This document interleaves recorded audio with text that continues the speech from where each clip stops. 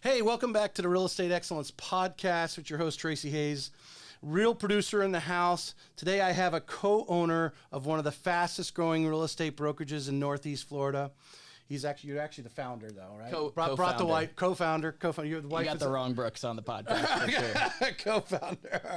All right. He has recruited a list of solid producers at Momentum Realty, and which is just blows my mind. Which many of them, several of them, I've had on the show already.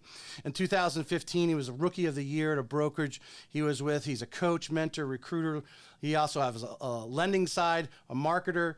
To mention a few hats he wears, he leads the Brooks Group at Momentum Realty, who served nearly 100 customers in 2021 for over almost $32 million in volume. Let's welcome the visionary Jon Brooks of Momentum Realty to the show. Hey, thanks for having me on. I appreciate it. Thank you.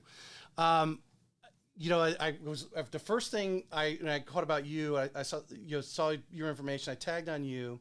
Saw Madison. Yeah, Madison. Yeah. I'm sorry, Madison. She's phenomenal. I had her scheduled actually last week, but she decided to go to Dominican Republic on me, so we have to reschedule. She'll get back with you. She'll get back with you because I was just listening to her podcast because she is amazing. You're young, she's younger than you, and listening to her and the things that she was talking about. And then obviously as I'm getting prepared, I started popping around and finding you on different podcasts, and the things that you're talking about and telling your story is, just amazing. The numbers you were putting out, I think you're definitely an inspiration to many, and anyone out there listening. If you're a new agent or maybe an agent who's just kind of maybe hit a lid, Jon's going to have, I guarantee if you listen long enough to this podcast, you're going to get some tips today. There's stuff's going to come out in this conversation. Awesome. And I'm excited about it. So Jon, tell us a little about where'd you grow up? I grew up in Falls Church, Virginia, which is a suburb right out of Washington, D.C.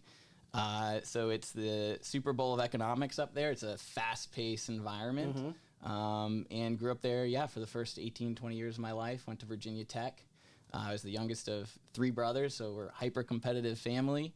And my brothers are geniuses, and so I got to keep up with them all the time. So then I moved to Jacksonville, Florida in 2014 for a job relocation. When I graduated, I was living in my mom's basement and doing the metro line into work every day. Realized after a year of doing that I wasn't going to make a good living. Yeah, doing that, and I didn't have a good lifestyle. So those are two things, like from the beginning. After graduating, I was like, "Oh, this is a little bit different than I expected." Right.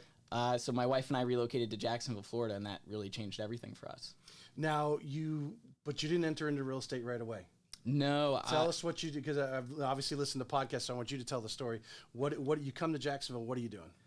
Yeah, so I left a job that was phenomenal, and I had a lot of mentorship from partners at the company I was at before, and I did economics and statistics studies for companies that were looking to relocate headquarters. So I got to learn a lot about real estate through that and learn tax policy economics through that.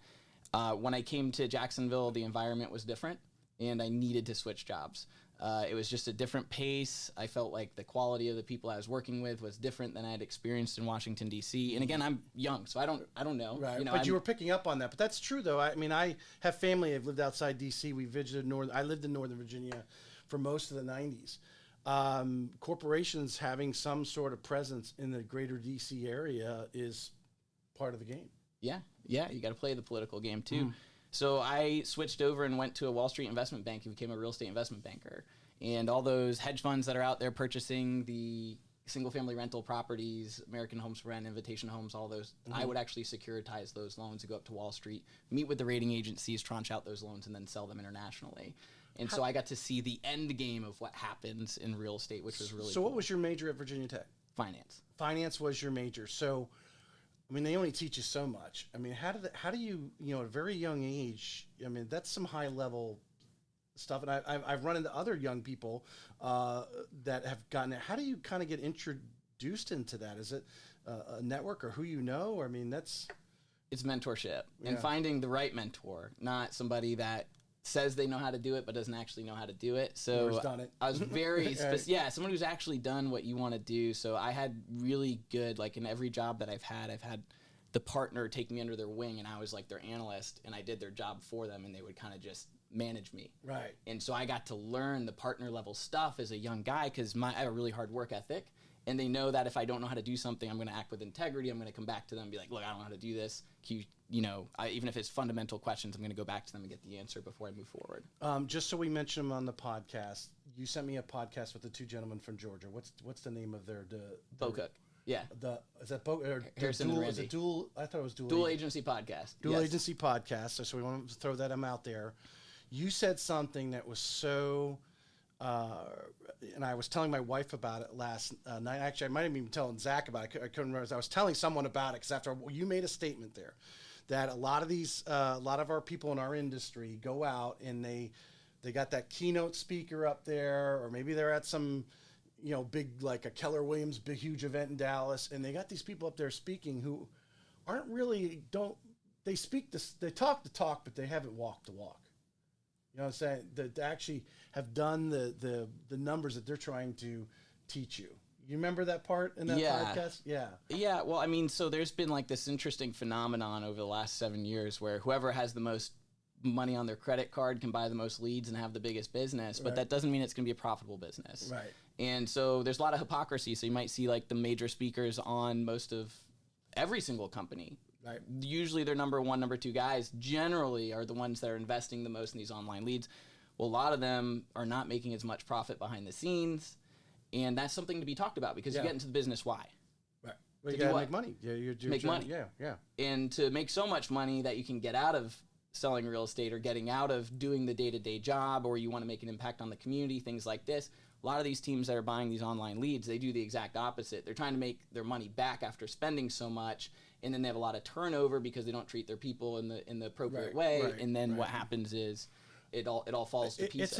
It's a different model. I grew up at Quicken Loans and Loan Depot in the call center environment. I mean, their model is they spend a tremendous amount of money on the lower my bills, Zillow leads, whatever's coming in, or when you're clicking and they're calling before you get done, those they spend a lot of money doing that.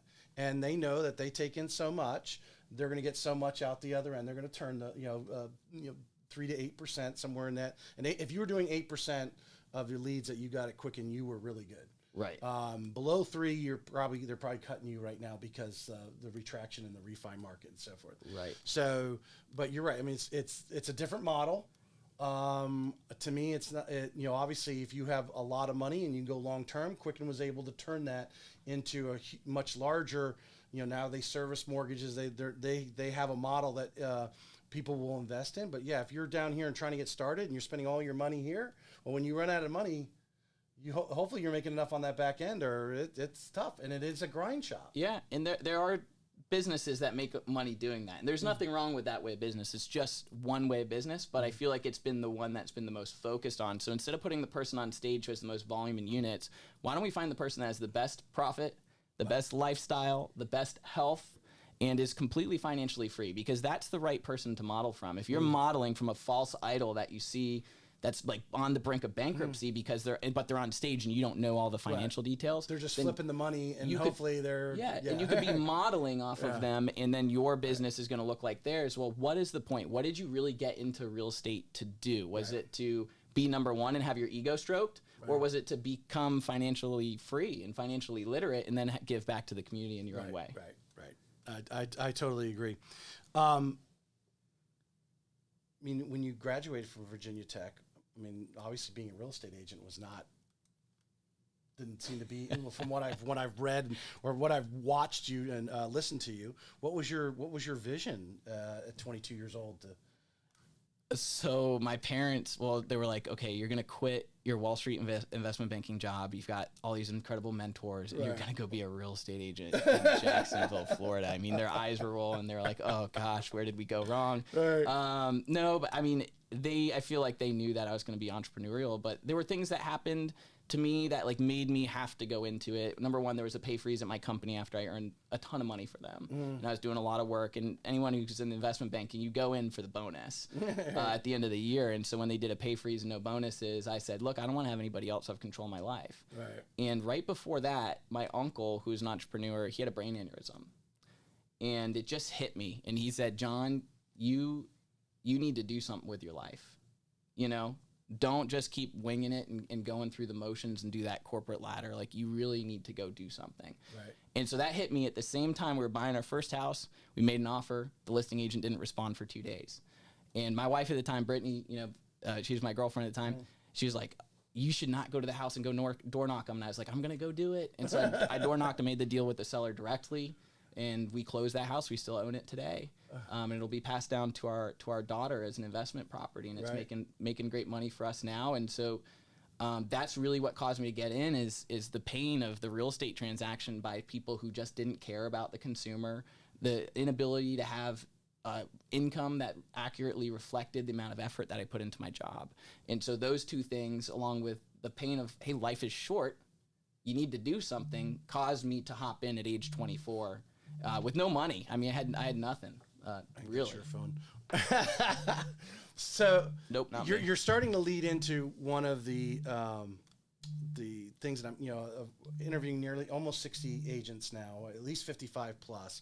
Of top agents, you're starting to lead into something, and when I listen to like your production just as yourself, and then the people you're attracting to Momentum, I'm seeing their numbers, or at least they're posting and what they're doing. You quickly, if I can summarize it and tell me if I'm right or wrong, you quickly realize there's such a soft spot in the real estate industry that only less than like 1% that really are just totally exploiting that soft spot. And I'm starting to hear you say it, and I've heard a lot of these agents talk about it. And because you were upset the listing agent didn't call for 2 days. It's like, most people would have just given up on the property. You went over there, and now you're seeing, like any entrepreneur, you're like, there's a weakness here. Yes. And the weakness is people, really, and their mindset of how this business is supposed to run and how you can exploit it. So, you go into real estate, you end up at Weichert is where you started, right? Yeah. What led you there? Did you know someone there, or what? I did. I followed my agent that had sold me the house to go there because it was the only place that I knew. And I was like every other agent. I didn't do any diligence. I had no idea. I didn't read my independent contractor agreement. I did all the wrong things myself. And I wish someone had a podcast or started talking about all of these things before I hopped in. Right. And so that's what happened. So my first year I sold 66 properties for $12.1 million back in 2016. So today's market value of that, right? Right. Yeah. 2017, I got a little bit smarter, focused on my price point, sold 20 million plus for 74 units. 2018, my wife Brittany came into the game. But someone had, was there someone there? You take the test. You're a very smart guy, so memorizing the contract or understanding how those things, that's an easy class for you. But really, the people step. You don't get the 66 home. You moved from here. Did you know anyone here in Jacksonville? No, I didn't know. I had no money, no database, no anything. So what were you doing to attract 66 people to buy or sell a home with you? I worked hard. The first thing I did was I started door knocking everyone in my neighborhood that I had just bought my house in, and that eventually after 3 months, somebody let me list their property. That property I did open house on it every single day. Mm-hmm. I got buyers all over the place, and then the neighbor down the street liked the fact that I worked hard. So are you using the listing as a bait? This is a huge missed opportunity. Like agents out there right now, you've gotten lazy. They're not doing all the activities around the listings to maximize them. Right. And it's an easy way to get free business. You don't need to buy online leads. You can do an open house and have 40 buyers walk through it right now if it's in the right price point, right area. Because you probably know this statistic, what is the percentage of people who walk into an open house that don't have an agent that are actually actively considering buying? Some are just the neighbors want to be nosy and walk through the house. So that's what I want. I want the nosy neighbors because that's my next listing. So, okay. So I'm in the game of relationships. Right. So all I know is that if they have an agent, they don't have an agent. I got in front of them. My name's Jon Brooks. I'm a local real estate agent. You live in the area as well. They might not be buying from me this time around, but they might know their next person that's going to buy. And if I do a really good job and represent myself well and build a relationship with them, or maybe friend request them on Facebook or stay connected on Instagram and we just stay connected, I'm playing the long game. I think a lot of agents, they're playing the very short. How do I just make money off of somebody right now? That's not the conversation. It's how do I build enough relationships in the community that know like and trust me, where they're going to eventually send referrals into me. How many? I mean, I see it daily where people are moving into these subdivisions in our area, and especially from out of the state, and they're calling their friends and family and saying, "Hey, you need to move here too." Yep. And to have obviously get that relationship is a possibly another handful of sales over the next couple of years. Just calling their friends and family. Grandma wants to move a little closer, but they're also, I see it a lot, as obviously building with the new builder, and working specifically with subdivisions. So I'm seeing the names come up. They're telling their brother, their sister, their cousin, and they're all moving into the same neighborhood. And some agent has got to take that lead and do that follow up. That's If you're just relational and you show that you care about people over time, they will. And if you ask them for help and say, "This is my goal for the year. Can you help me reach it?" People go out of their way to help people when you ask for it and you give them clarity on what your goal is. Do you have to? I can't remember the last person. I know I've asked this question before, but do you have to? We talked about relationship building. So when you're out there, your first year, 66 homes, you're doing a lot of relationship building. You're really good at it. Yep. Do you actually sit back, or maybe you took some tips from someone's book or something? What is it that kept you fresh in mind of making sure you were focused on that?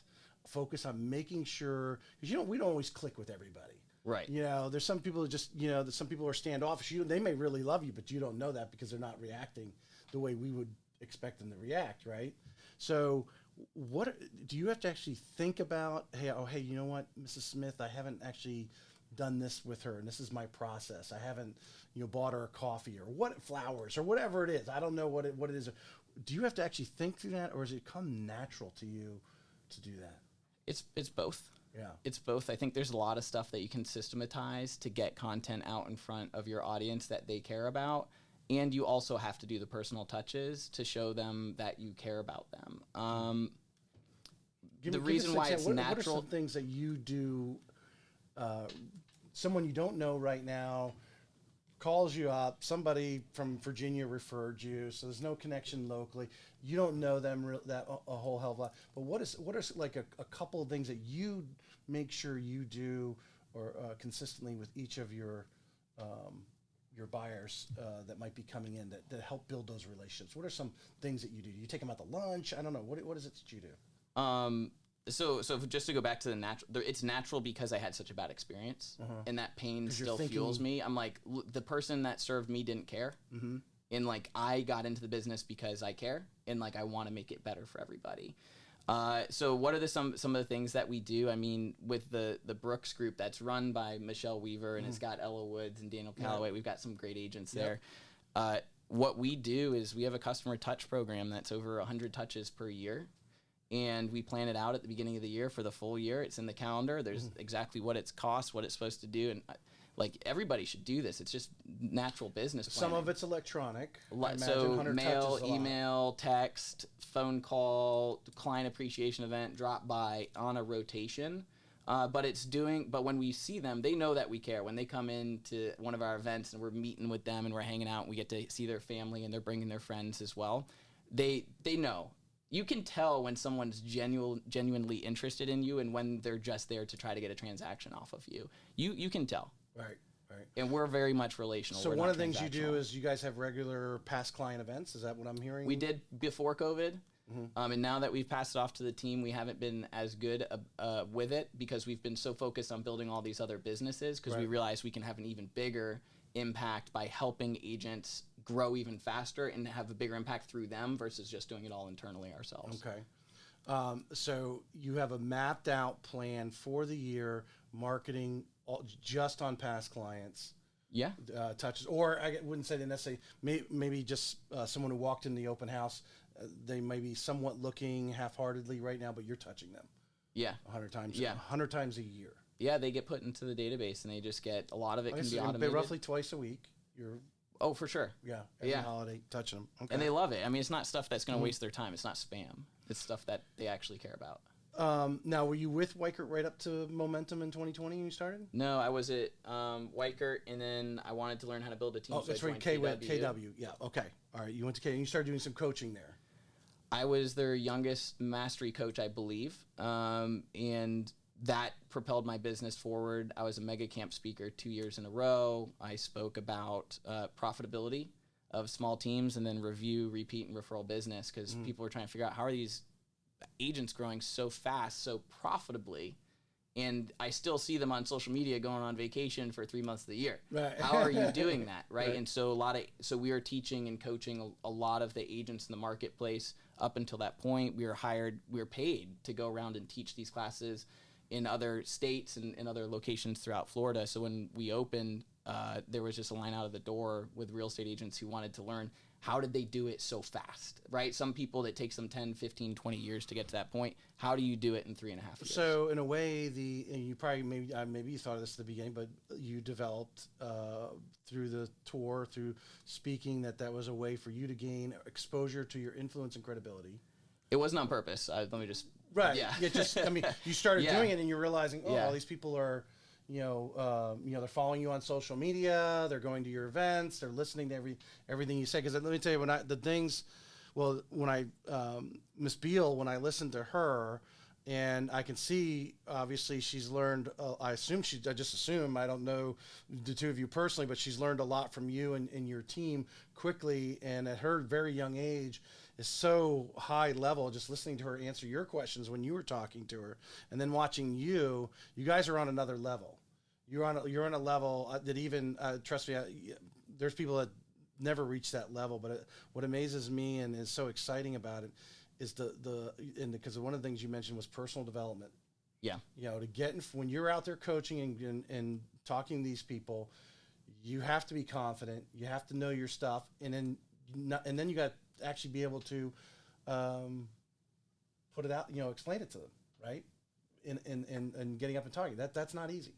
Yeah. You have to have work ethic, and you have to have the intellect too to be able to serve. And that's part of the problem of the real estate industry in general, is that the standards to get into the industry are so low. I mean, I think I got my license in 1 week, and with less than $1,000, I was able to launch, and I'm managing someone's largest financial transaction. Well, I'm used to managing financial transactions that can be up to $1 billion, and I have to have all these licenses, and it can take a very long time. Here I'm managing someone's largest financial asset, and I can be in the business in 1 week. Right. And that is where a lot of the problems stem. And people think it's easy, and they don't know what it is when they get into it. And then they realize that it's all about lead generation and caring about people. Right. That made me think, is it easy? Did anyone ever tell you, because I have agents on here who clearly stated, friends of theirs told them they couldn't do it.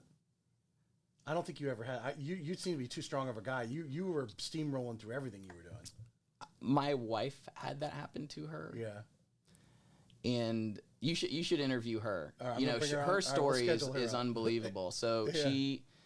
that happened to her, and that lit a fire under her. And in her first year, she sold 66 buyer clients in 2018. 100% buyers while I went off and did the listing side. Wow. And she did that all in her first year, and that wasn't on accident. So and that it was fueled because someone told her that she would never succeed. Never be good at it. It's just use it as fuel. I mean, yeah. sometimes it's There's the no best doubt thing you that have you to need to hear. You have to use it as fuel, and just that people will do that. And it wasn't like she was going to go, hey, I'm going to go skydive, or I'm going to, for a living or something. And someone's like, oh no, I don't want you to do that because maybe one time the shoot won't. Hey, how far can you go as a real estate agent? And then if she fails. But you don't. Why would you tell somebody that I don't know. It's just a reflection of themselves. Exactly. I think they're just talking about themselves at that point. You talk about personal development in the podcast, and what do? You gave me this great book here. If everyone, I'm gonna have to read this now. I'm reading Tim Tebow's book right now. Oh yeah, yeah. So as soon as I finish up with that, I'll dive into that one. But tell me, what do you? Are you a podcast books? What do you do to stay sharp? I turned off the news. Yes, so I did that too. Yeah, I have my life back, and I have very low stress levels, so I don't do the news. So what I do to stay up to date is I listen to a lot of podcasts, like the All In podcast, which is a great one. I like Tim Ferriss. I read about a book a week, and I get them from people that are further along in the journey from me, and I ask them, what's something that's made an impact for you, and they send me a book or I go buy the book. Do you like reading the hardcover? I mean, I can't. I have to listen to them. you have to listen to them? Okay. I can't sit for that long. So usually I'll be walking around the neighborhood, trying to, Listen, habit stack. So I'm like getting the exercise and listening to the book get your at the steps same in time. and listen to the books. But I mean, how do you I think a lot of people miss out on that. There's some people that have gotten successful and they've picked up their personal development, or just maybe they were just brought up that way. I don't know. They're there, but majority of us need something. And to me, when you listen, take the information out of Ryan's book, or take the Aaron Grant's card, or Justin Donald's book right here, and you take it and you osmose some of that into you, it's energy. And obviously some mental power too, which makes you feel good. And it gets you through the day, gets you through the week. You're now out in front of people, and they look at you, and this guy's got it going on. He looks good. He feels good. He's confident about himself. I think a lot of people miss that part. I mean, obviously, exercise gives you a little bit of that too, but there also has to be some mental exercise. So at first, I thought personal development was so lame. Mm-hmm. I mean, I can't tell. I was one of those. So I get those people that are like, oh. And then I started going to these conferences, and I'd come out of the conference, and I would have a different perspective. And it wasn't on purpose. It was just from being in the room and hearing through osmosis, just being there. And I'd kind of be like, I think that worked a little bit. Like, I hated it, but it worked. And then it just kind of stuck with me. Like, I'm getting really good at this. I'm getting better. And so I just started becoming a junkie. So now I go to like a conference almost every month to go meet with speakers and everything like that. Like Ryan Serhan, I'm meeting him at the end of the month. Yeah. Where's he down in at? Miami for a Go Abundance event. Yeah, he's one of the keynote speakers. So that cool. That kind of stuff and that access you get access to, it just really inspires you. Because obviously, unless someone gave you the ticket, you're investing in yourself. You're going to go down there. You're going to spend a couple nights in a hotel. It might cost you a couple $1,000s to go to the event, and maybe there might be out of I don't know how many days. Is it a 2-day event or something like that? It's like 4 or 5. Yeah. It's a long time. Yeah, it's a long term. Yeah. So out of all that, maybe there's like an hour that if you were able to just fly right in and be there for that hour, is all the information that you actually like, woo, that's new, I need to implement it, or woo, gave you some energy. But you have to spend some money on yourself and some time to get those nuggets. They're not just, someone's not just going to give you a list, here's all the gold. You have to do some digging. Yeah, and I wouldn't even say it's about the conference. It's just about the people you meet there. Mm-hmm. So most of the time I'm meeting people in the hallways that have become some of my best friends, or I start investing with them in private companies, stuff like that, just because I was there. And the guys who are growing the fastest are the ones that are doing the largest level of personal development. And gals, I would say both. So, well, give us a tip here. I don't know, maybe you don't even think about this, because obviously I go to, the last big one I went to was where I was, just not something controlled by the company, but just random. I went to the podcast movement in Nashville last August, and there's you got to find the people who are the people. You know what I'm saying? There's a bunch of followers, a bunch of people are going to go there who are real estate agents in the area, just going to go there, but they're not the success that you want to hang out with. How do you find those people in those events?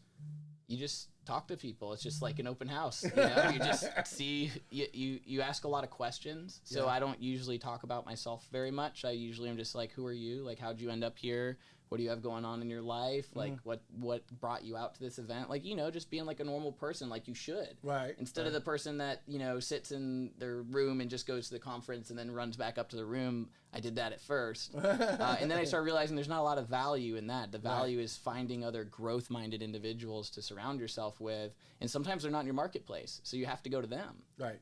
Yeah. Well, you can outgrow your market a little bit, and I think even if you think about some people who may be listening to this, you may outgrow the people in your office to where you are. I'm going to use this term because I steal from Mortgage Marketing Analyst. You may be the stallion, and you're hanging out. There's a bunch of ponies in your office, and you've got to go out and find the other stallions to hang with, to surround yourself by those people. Yeah. I mean, that's the number one conversation, is that you hit a natural peak of achievement at your office and you have no one left to learn from. What do you do? Right. So you can either go to outside resources or you can switch companies to get access to different people. Who do you hang with? And I ask this question because, again, it's one of those common things. I'm hearing common themes. I see a lot of these top agents out hanging out together. They may be from different brokerages, but they're going out and having a glass of wine in the evening or going to have lunch or whatever, or maybe their families are hanging out. I see it on social media. They're doing it. Who do you look to hang out with? Besides your My wife, kids. obviously. Yeah, I mean, my daughter and I are at the zoo every Saturday, or the alligator farm. So I spend a lot of time with my You have an with my annual family. pass at the alligator farm? I do, yeah, I sure do. You better believe it. She loves gators and snakes. I mean, she's my world right now. So, Right. and my son Jackson as well, and with Brittany. So I really spend the most of the time with Brittany. I don't spend as much time out networking as you would think. A lot of it has been in creating content that people are interested in, and then traveling to the conferences to meet. So I go do the So you trainings. bundle it in a conference, and you go and when you're there at conference because your daughter's not with you. Yeah, I have to be super intentional with my time. But I don't do a lot of social stuff when it comes to the business side of it. I'd rather do it on the personal side. Well, you have, I mean, some of the people, because I've obviously had a few of them on. I mean, and I'm sure there's more as I dig through your, I don't want to call you staff, but your team. There's a lot of people that hang out there. There's a lot of brilliant people that you've brought into the fold and that you're surrounding yourself on a daily basis, even in the casual work environment, that are pushing it. And obviously following you. And I assume they're following you and motivated by you, but they're bringing in a lot of brilliance too. Yeah, they bring it. You know, there's me and Brittany. We're spending a lot of time with them, and the energy level at Momentum is so infectious. The agents are just growing, and they inspire each other, and they challenge each other to do more. And it's collaborative. It's not competitive, and that's different from the offices that I came from. All right. So you recently, or I mean, I didn't actually look at the time schedule. You started your own Integrity Mortgage Group. So we started a mortgage branch Okay. in May 2020, which was an interesting time to start a branch because all the guidelines were changing, as you know. Yeah. And then we also opened a JV title relationship as well. So what we're doing at Momentum is we're building the bundle of services because there is more money in mortgage and title than there is in real estate. So just by an agent joining this platform, the ecosystem actually has more profitability in it. So our long-term vision is, how do the agents get a piece of the pie, the full pie, just by changing platforms? Because there's not a current platform that has all of them set up and that the agent benefits from. Right. So that's our long-term vision with the company. Which obviously we're here with a large builder. Their benefit as us as their I mean the package deal. Obviously, the title company's downstairs.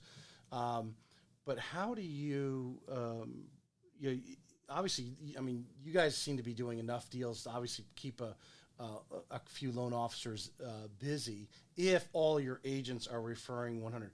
One of the things that in my loan officer world, naysays this situation that you got here is that because you are tagged, just like I'm tagged with my lender and my builder here, as we discussed pre-show. Yeah. I assume, is your model just to work your agents? And I mean, your agents, giving enough back and they see the benefit in that? Because, obviously some agents, they have their, I think Miss Beal has her relationship outside of the circle here that we're talking about. So how do you motivate your agents to try to keep it in-house and let them understand that there's a whole circle of profits here that is going to benefit you and come back to you? Yeah, so first off, we would be really careful because there's RESPA, right? Yeah. So there's like the way that you structure it and the way that you're able to participate. We don't push anybody to do anything they don't want to do. So that's like the first thing. We don't even talk about it. It's not even a conversation. We just say, here's our preferred vendor partners, and if you're interested in sharing with them, here's who they are. And the goal is to give such great service that we get the repeat business, and that's where the money is. So if I'm an agent sitting in front of you right now, I mean, it's a business model, okay? I mean, Sure. If we keep it in-house, this, we're going to create additional revenues, which I can then, obviously not take as much as your commission, right? Type of thing. We could open more offices. I don't know. What is the pitch that a new agent, that you give them of because obviously you're selling the benefits of Momentum, but I'm sure you're mentioning the title company and so forth. We're really not. Not? Yeah, we don't even talk about it. Okay. I mean, I'm digging deep in here because I'm trying to figure out this. I don't have a secret sauce. It's just, look, if you see value what we're doing, here's two preferred vendor partners that can make this move faster if you choose to do so. But a lot of our agents are top agents. Yeah. Like the majority of them already have their relationships. They've been around for a while. I'm not going to try to compete with that. And I don't want to. The goal is, first off, their business and that they come first. So whatever they choose to do is up to them. If they want to hear this option that's available, they can come to me about it. I'm curious how someone, an owner in your position, how you present that. But I think you probably do it the same way a lot of them do. Is, hey, you're coming to Momentum. This is what Momentum's giving you as an agent. Integrity's office is down the hall there. If you want to, go talk to them, they're there. Yeah, if you're interested in connecting, here's the relationship. Yeah, we're not pushy. It's not what the business model is based off of, but long term, it's what we're building is that total ecosystem. You brought your wife on. She didn't start with you. She came on a couple of years after you, right? How long were you? So 2016, 2017, it was just me, and then being a bad leader and trying to figure out how to be a good sales leader and falling on my face and getting a coach and getting it coached out of. Oh. And then 2018, she came in. So it was like late 2017, 2018. So what was Brittany doing prior to? She was an investment banker. Okay. Yeah, right. Yeah. So she was doing the same thing, and she's also a CPA. And so when she came in, we said, look, husband-wife team, we're going to murder each other because we're both high achiever learner profiles. Right. How do we split this up? She took all buyers. I took all sellers. We had an ISA. And from there, it just exploded. Because she's also relational based. It's not transactional. We really care about the people that we work with. I mean, tell us something that you can tell us. You're in business with your wife. Sure. An idea that you had, or maybe she had, that the other totally disagreed with.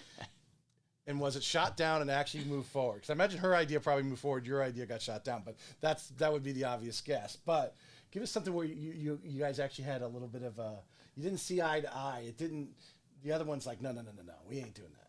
I would say almost everything. So she's an editor type. Right. So, and I'm a visionary type. So I put out 5 visions a day, and then she's like, that's stupid, that's not half bad, right? And then so she's like, let's do that one. So that sounds like me and my wife. It's a healthy relationship, right? Because she can kind of gameplay it out, and then she's also the integrator, so she's the one that needs to go execute it, right, and wants to go execute it. Right. So it has to make sense, and so she's been phenomenal. I mean, she is momentum at this point. It's just you and I incredible. Are at 30,000 feet. We're seeing all these opportunities and things. We're coming up with these.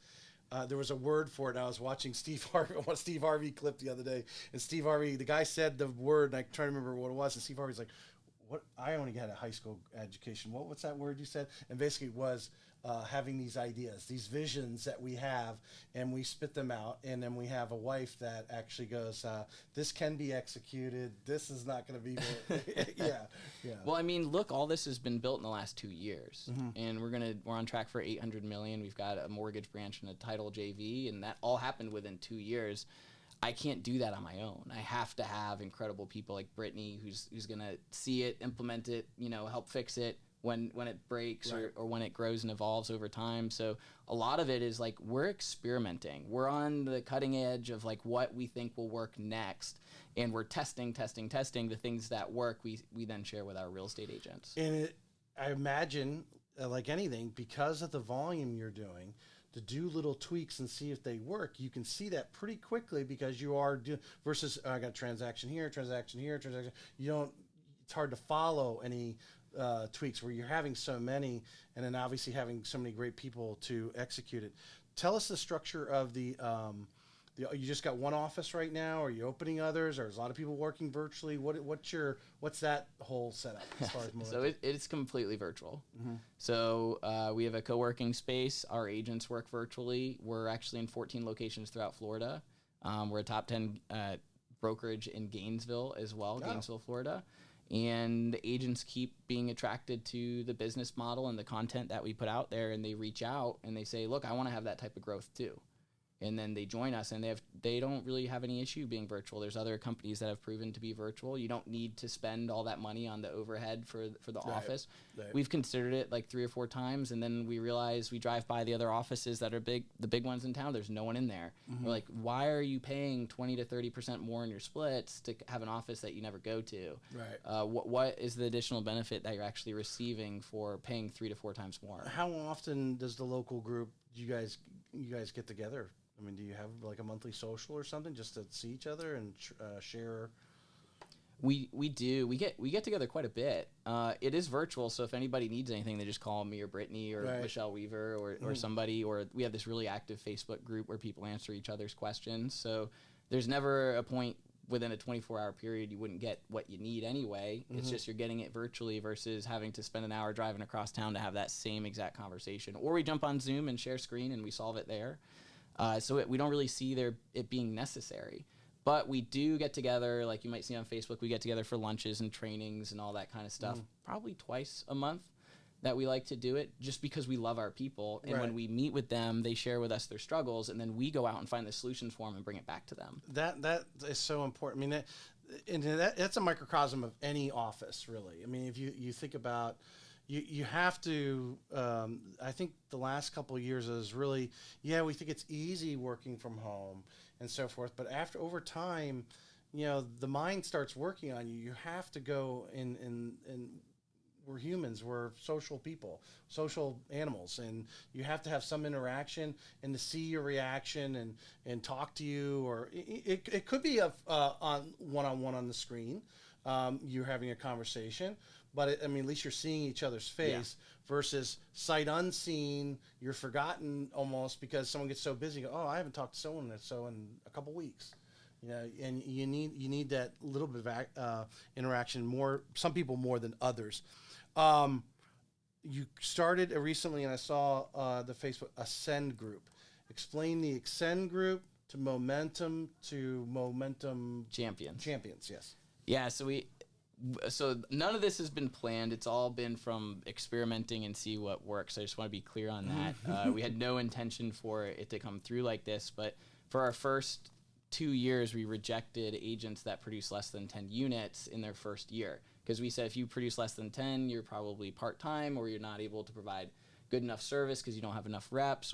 And we didn't really have a training platform for new agents. Right. Because we didn't want to. Because our level of conversation that we get excited about is people who have businesses that want to grow them and scale them and live a big life and have a lifestyle and profitability. That's our message and that's our conversation, the stuff that we talk about.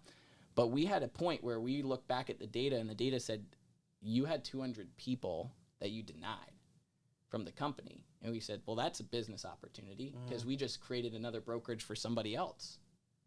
And so we said, what if we created a brokerage or an LLC group for new agents and part-time agents that still fit the culture, still have a growth mindset, just are not at that level of production. Because there are a lot of people that we sent away to go get trained in other companies, and they came back saying, well, I still want to be here. I just, I need to get the production. I'll show you I can do it. So what we said was, why don't we give our agents who are the top producers at our company an opportunity to buy into this new company that we're launching. Okay. So there's 22 investors that bought in for $10,000 a pop into this new entity, and those investors also are required for 3 hours per month to give their time to those new agents. So now you have this immediate, it's working really well. You've got a group of people that really care about training the next crop of real estate agents. This also is good for the mission. Makes them sharper because they got to stay on top of the game because they're going to recruit go them to their team. Yeah. They can recruit them to their team. They can use them as showing agents. They can get them to do the groundwork around open houses. They can,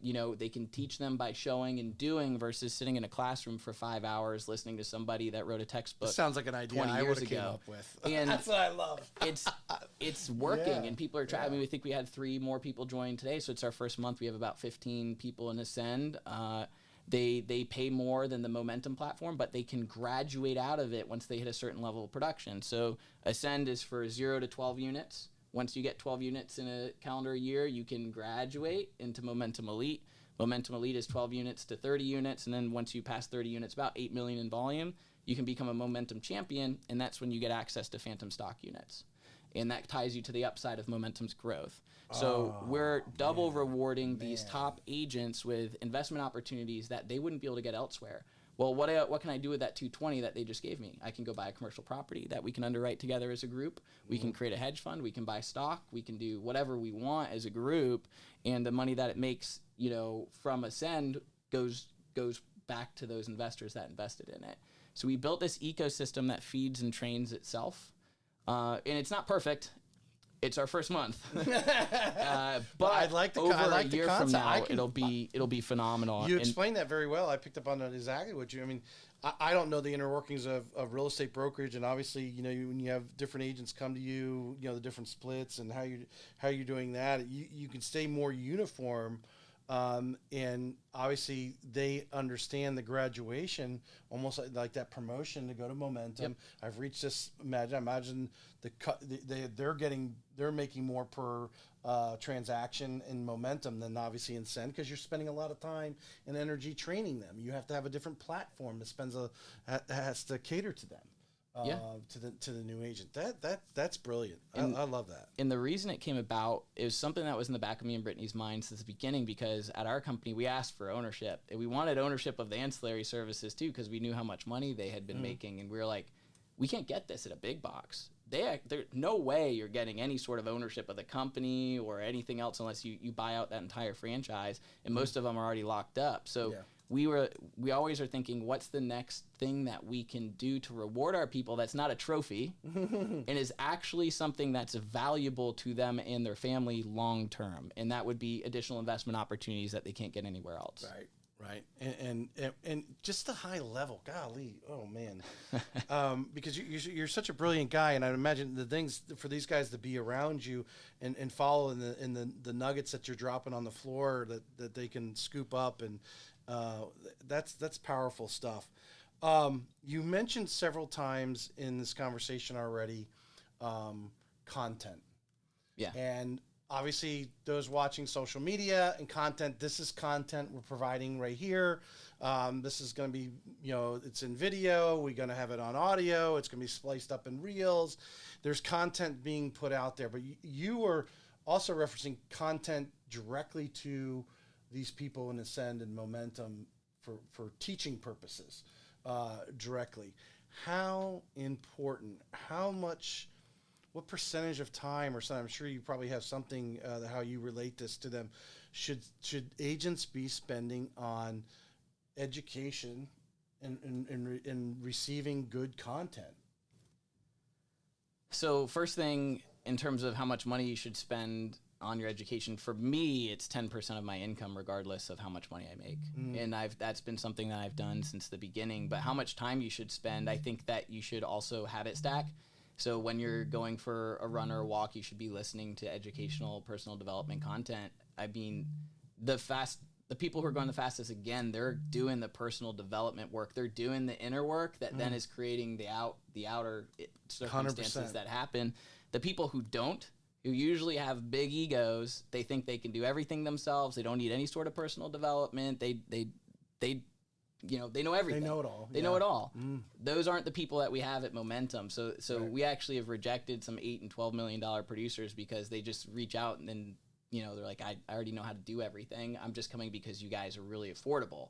We say, well, that's probably not the right fit. There's other companies that you can go to that would be a better fit for that, because this company is about personal development, personal growth, because you're going to be able to serve your customers better. You're going to scale better. You're going to have a better lifestyle. You don't know what you don't know. And for someone, when someone says, I know it all, I'm sorry, our businesses are constantly evolving. The current market condition, you and I are like, we couldn't even envision the current market condition, say, just 2 years ago, to say, oh yeah, in 2 years, it could be like this, because we've never seen this before.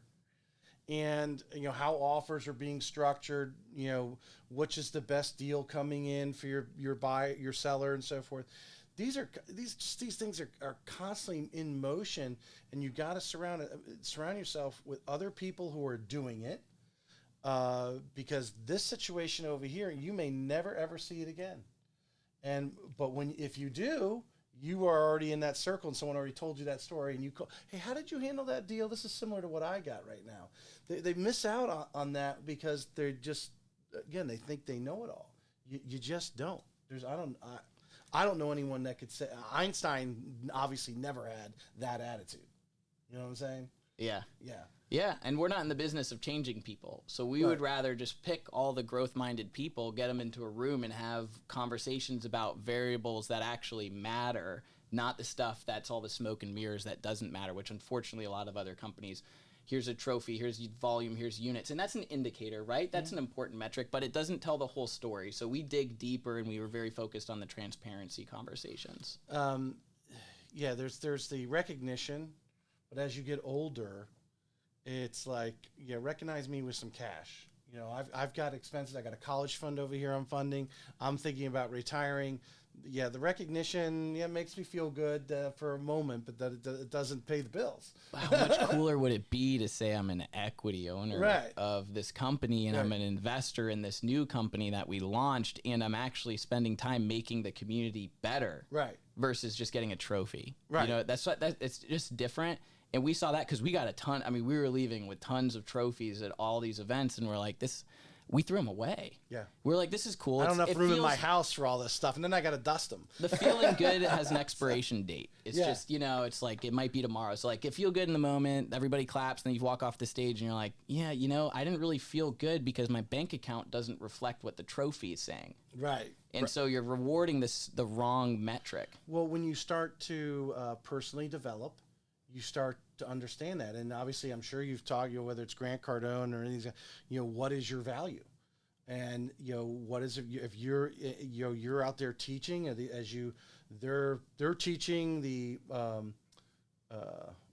Momentum, what's the top level again? Champions. The champions are teaching the Ascend because they have a stake in the Ascend's success. Correct. Versus, hey, I got you up there. Great, you got a trophy, and I'll pat you on the back. Yeah, I mean that's great and all, but if you really want to go deep, you really want to go long term. It's having that vested interest in your success is really where it's at. Yeah, and in a sustainable, long term focused business, not something that they're trying to just get a quick, get rich quick scheme, because that usually doesn't work out the way they think. So we just got talking about education and its importance. You're constantly trying to provide content, cutting edge, every day. Whether bringing speakers, I think you mentioned TEDx talks. Yeah, we had 2 TEDx speakers come in. We had Eric Maddox, the guy who captured Saddam Hussein, that did the interrogations that led to his capture, and then we had Anil Gupta, who wrote the book on the happiness formula.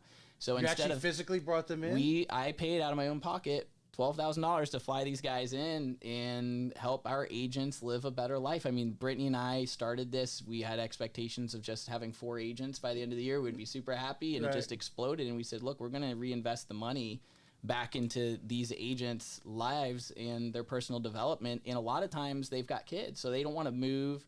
They don't want to have to travel for 3 to 4 days and have the leverage to be able to do that and leave their business. So we'd rather just bring the people here and do it somewhere local, so it just take 2 or 3 hours of their time.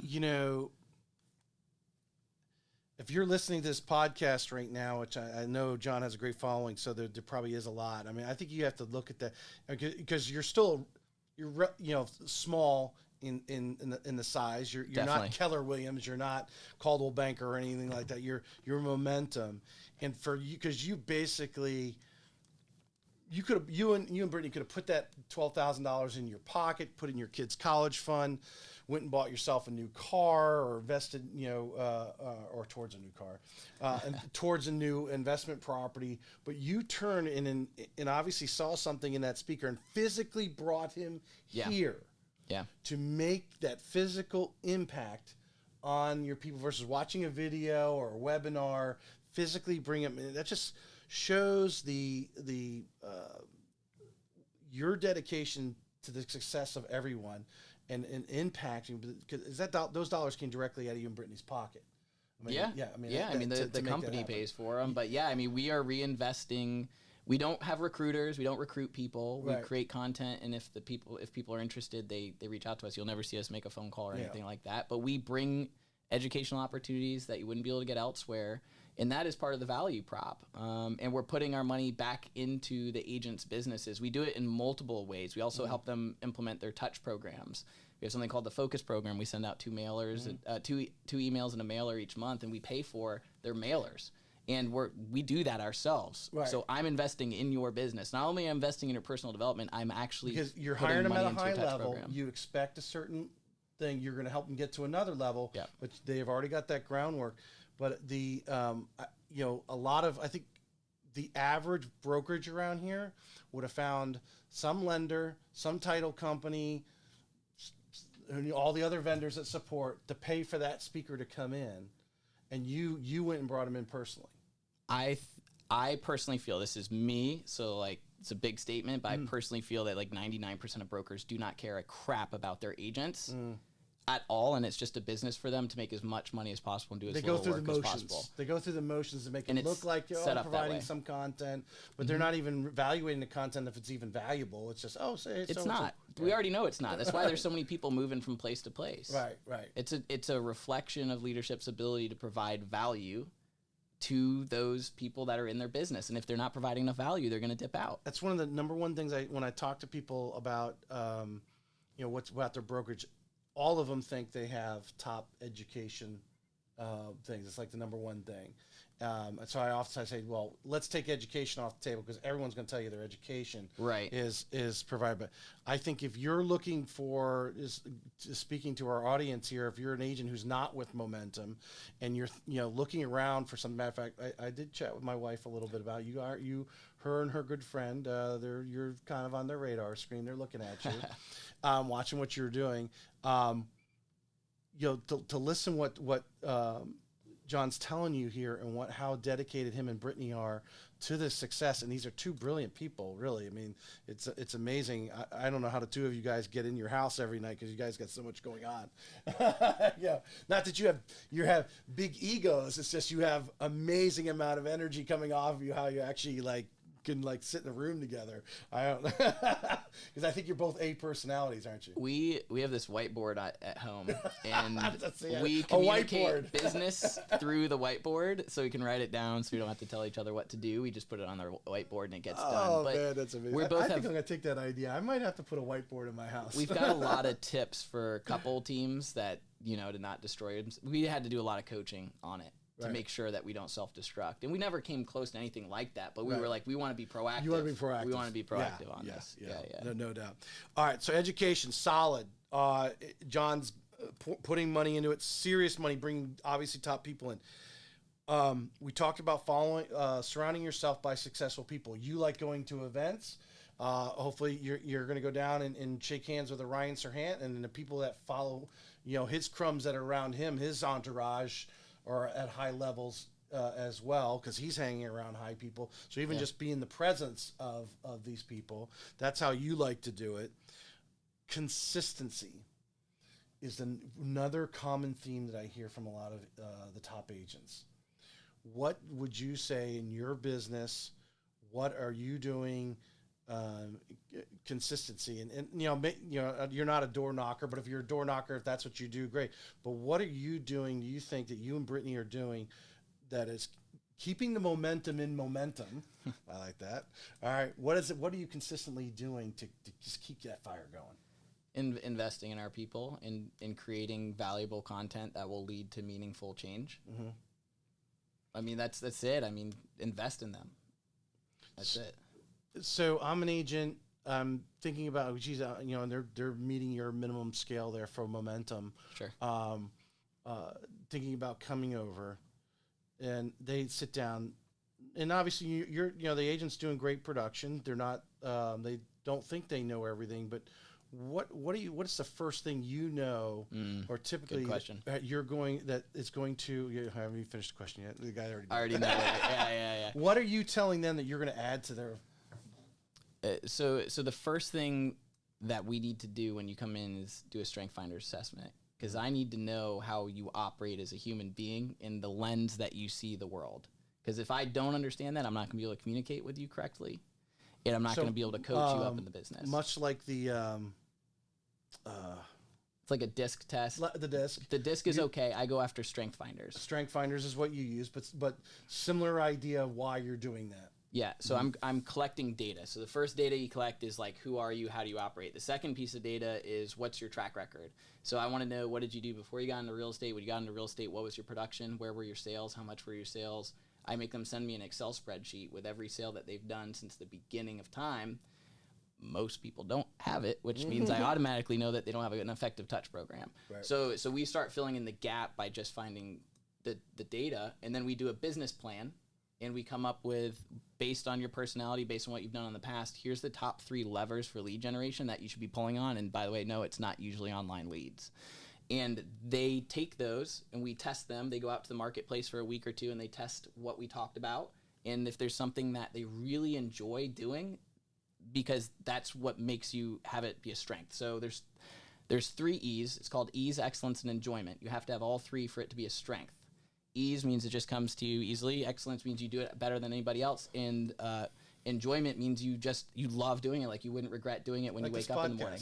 Like this podcast for you. So what you would want to do is if you don't enjoy it, as we all know, if you don't stay consistent with it, no matter what it is, you're never going to have success if you don't have consistency. Right. And if you don't enjoy it, you're just going to give up at some point and some little pressure comes against it. Yep. So there's 34 different strengths. There's different ways that those connect. We match them up with the 21 different lead generation levers and say, start with these 3 first and try them. Usually that's enough to get people set off in the right direction. Interesting. And we do that with a business plan. Then our next step is we look at their profit and loss, which I can tell you most people do not do at all. And they don't know how much money they made until the end of the year. And if you're listening to that, well, we can help. And there's ways that you can save a ton of money just by having us go over your profit and loss statement with you, and just by you doing that exercise to have the awareness of where does your money actually go. The number one thing I hear from agents and loan officers too, because they're in sales, they go out and spend money on the car, the house, all that kind of stuff.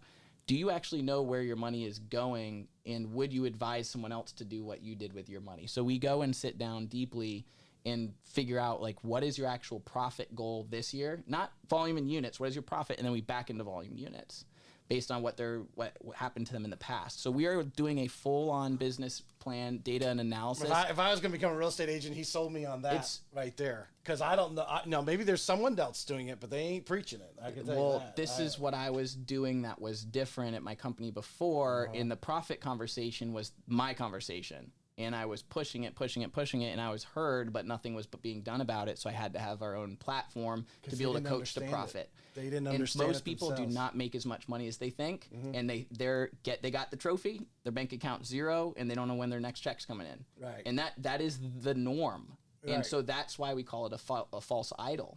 Because if they're up here sharing everything that they've done, but their bank account's 0, then you're modeling off of somebody that's at 0.